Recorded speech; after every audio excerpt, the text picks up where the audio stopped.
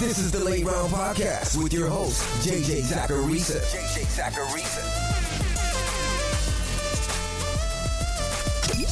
What's up, everyone? It's JJ Zachariason, and this is episode 864 of the Late Round Fantasy Football Podcast. Thanks for tuning in. I haven't done any sort of analysis on the show yet about this year's draft class. That changes today. This show is one that I do every single year. It's sort of a primer. For those of you who aren't familiar with my prospecting work, I look at the world through data. Shocking, I know. But I have models that help me predict how well a player is going to perform in fantasy football across his first 3 years when he enters the league. And those models are looking at data-driven factors, like age-adjusted production, for example. All of that stuff is laid out in my prospect guide, which you can currently pre-order on lateround.com for $11.99. If you're interested in exactly what goes into these models, if you want prospect scores, prospect profiles, and a whole lot more, you can check it out. Today, we're going to walk through a couple of metrics that go into those models, specifically at running back. But the point of today's exercise isn't to look at things like projected draft capital, or to only talk about where a running back might get drafted. Today's exercise is about how these running backs produced in college. What did their numbers look like? And more importantly, how did those numbers stack up against successful running backs in the NFL? Think of it this way. There are college production metrics out there that are useful for predicting fantasy football success at the next level. Since that's the case, that means that the running backs in the NFL who have been good in fantasy football, who have been successful, they likely share some production-related traits, right? If they didn't, then collegiate production wouldn't really matter. So what I'll be doing today is looking at a group of successful NFL running backs, and I'll be comparing their collegiate numbers to the numbers from players in this year's draft class. It's that simple. Now, real quick before getting into that analysis, I just want to let you know that I'm selling some late round fantasy football t-shirts and hoodies. They're pretty comfortable and they're cool. You can check them out by heading to lateround.com and clicking shop. That's lateround.com and then select shop in the top navigation. To kick things off, we need some definitions. How are we determining successful NFL running backs? Is it an RB1 season? Is it someone who scored X number of fantasy points across the year? What makes a running back successful in fantasy football?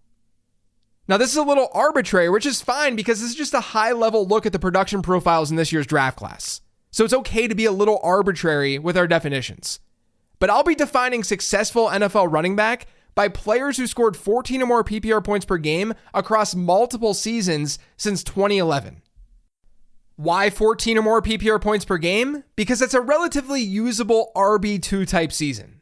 We're not really striving for RB2 seasons, I get that. But if you were to raise that threshold, we wouldn't have a large enough sample size to work off of.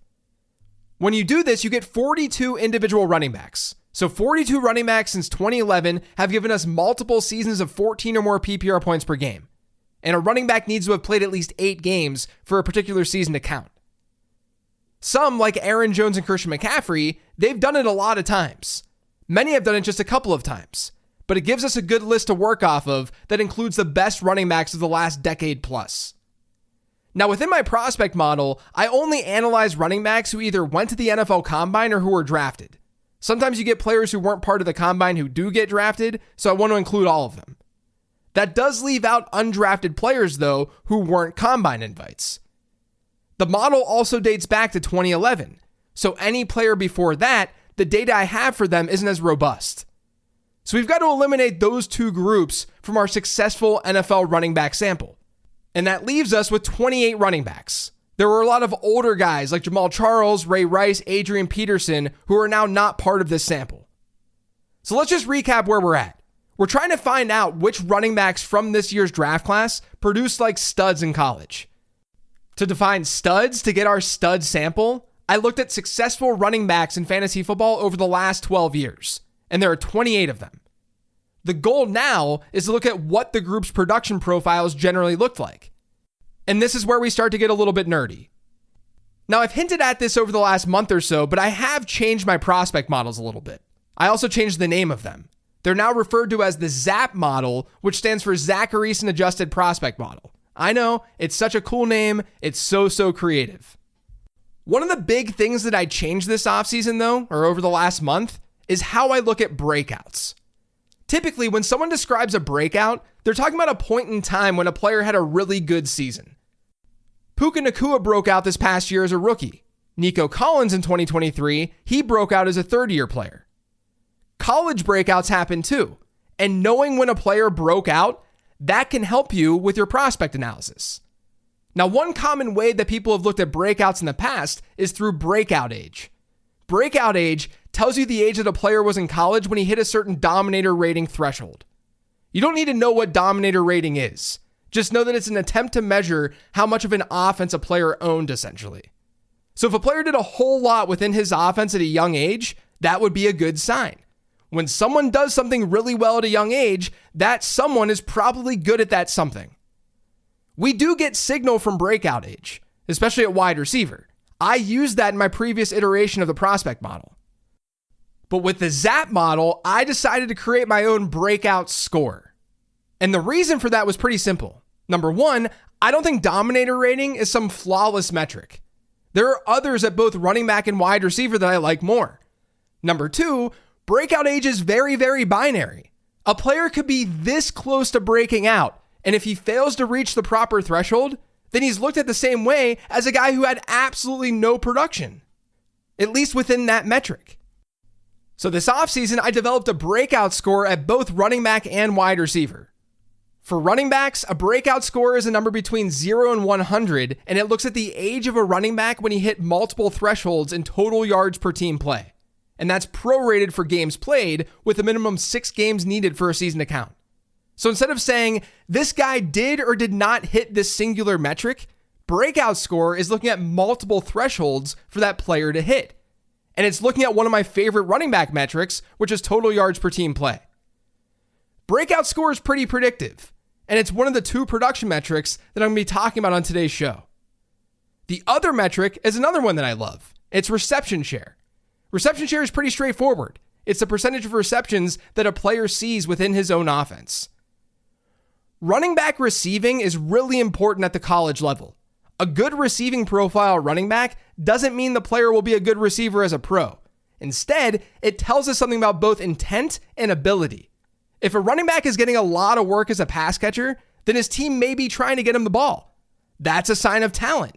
If he's getting a lot of receiving work, he also might just be a good player. Fantasy scoring also favors pass catching running backs. Everything I work with focuses on full PPR leagues, so pass catching naturally has a lot of weight in the model. Now that that's all out of the way, let's look at those 28 stud running backs that I talked about earlier. These are the guys who have had good fantasy careers, having given us multiple 14 plus PPR point per game seasons as pros. Of those 28 players, the median breakout score was 87.5. And for the record, 50 is an average score. 3 of the 28 running backs in our stud sample didn't break out at all. They had scores of 0. They never hit any of the thresholds in total yards per team play. But 12 of the 28 had a score above 90. 16 of the 28 were above 80. Now let's shift our focus to this year's running back class. There were 29 running backs who were invited to the NFL Combine this year. So it's a pretty close sample size to our stud running back group. Among those 29 who were invited to the Combine, just one of them had a breakout score above 90. So that's a 3.4% rate of a running back in this year's draft class hitting a breakout score of 90 or better. Among our stud sample, that number is closer to 43%. That's a pretty big difference, but it speaks to the predictive nature of this metric, as well as the fact that when you're looking at a draft class in total, there are going to be a lot of average players. Now within this class, 5 running backs failed to break out, and only 3 players had a breakout score above 80. Again, those are worse numbers than our stud sample. Now let's go back and look at our stud sample and look at reception share.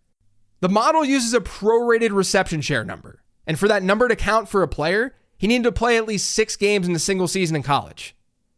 Within our stud sample, 21 of the 28 running backs had a best season prorated reception share above 10%.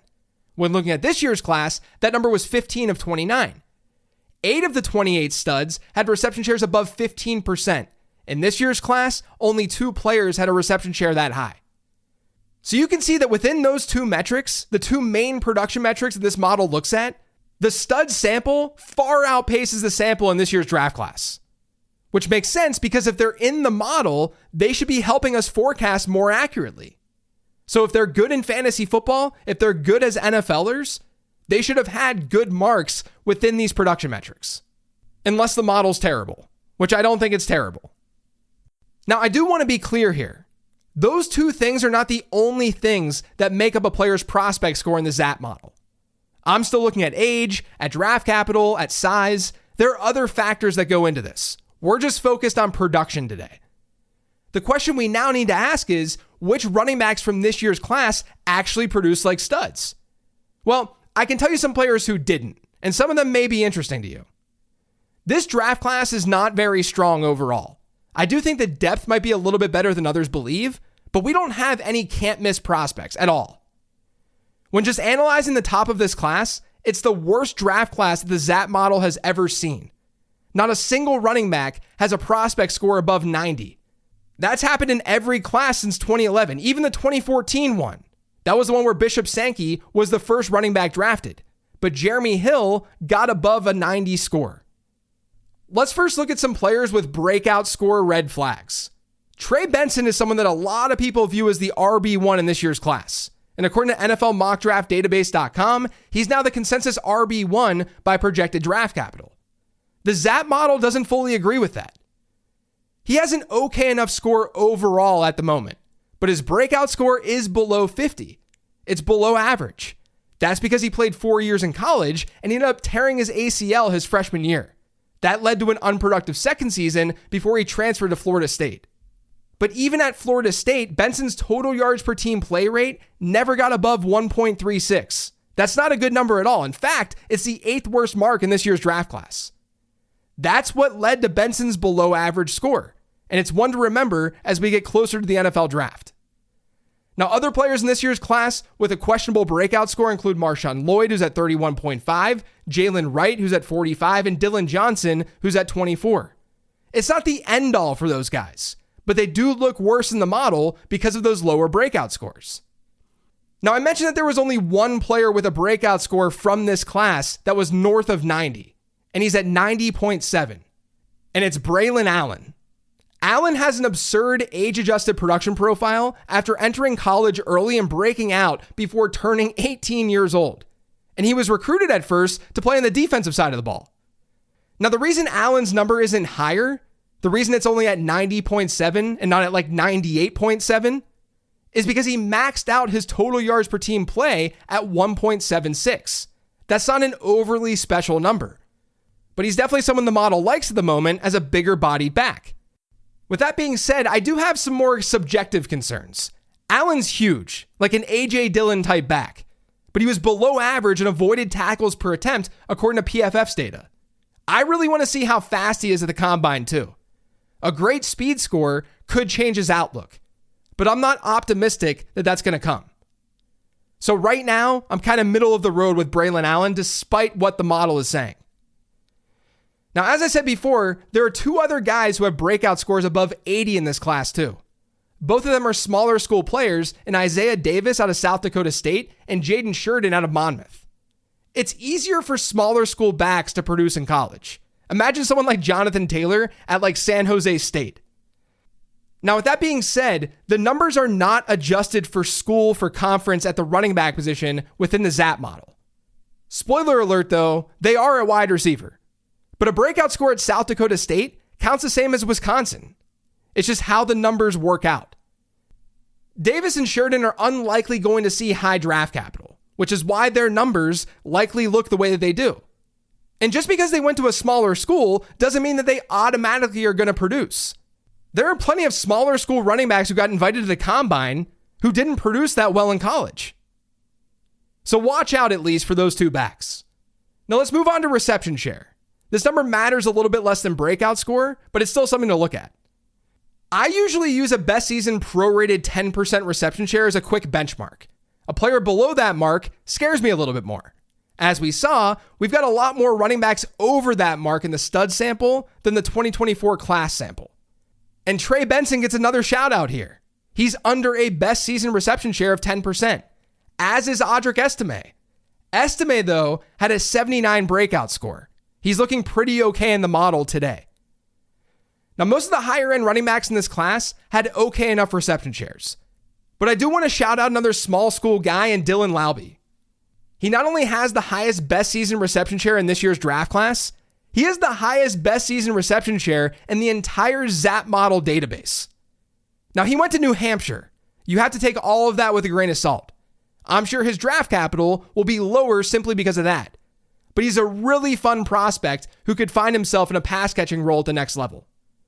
Now, putting all this together, which running backs in this year's class officially produced like studs? Well, let's do this. The median breakout score in our stud sample, like I said earlier, 87.5. The median reception share, 13.3%. Do any running backs in this year's class hit those marks? Unfortunately, no. Braylon Allen clears in the breakout score department, but he's a 1.5 point shy in reception share. But if we loosen the parameters a bit, he'd definitely be the player who produced most like a stud in this year's class. And that doesn't mean that he's the RB1 in the ZAP model or in this class, because there are other factors, but he looks pretty good on the production front. Now, another player I want to shout out here is a name that you've heard me talk about on this podcast before, but I talked about it years and years ago. Frank Gore, but it's Frank Gore Jr. Yes, that Frank Gore. Frank Gore Jr. has a good production profile. Again, he didn't go to like Alabama. He played at Southern Mississippi for 4 years. But he had a breakout score just shy of 80, and his top season in prorated reception share was 14.4%. Those are some of the higher marks within this year's class. But I think what all of this tells me, and probably tells you too, is that this class is really lacking elite talent. Some guys will undoubtedly become fantasy relevant, and we'll be talking about how good they are in 2025 and beyond. But as prospects, it's definitely a class that lacks elite playmakers. And that's just going to make the established guys in Dynasty that much more valuable. There are plenty of guys I didn't talk about on today's show too. Blake Corum, Bucky Irving, Jonathan Brooks. Some of them have okay enough marks across the board, but not elite marks. But if you have questions about them, you can feel free to ask them for a mailbag episode. That's it for today's show, though. Thanks to all of you for listening. If you yet subscribe to the Late Round Fantasy Football Podcast, make sure you are by searching for it pretty much anywhere podcasts can be found. And don't forget to follow me on Twitter @LateRoundQB. We've got a mailbag episode this week. That'll drop on Friday. I'll talk to you then.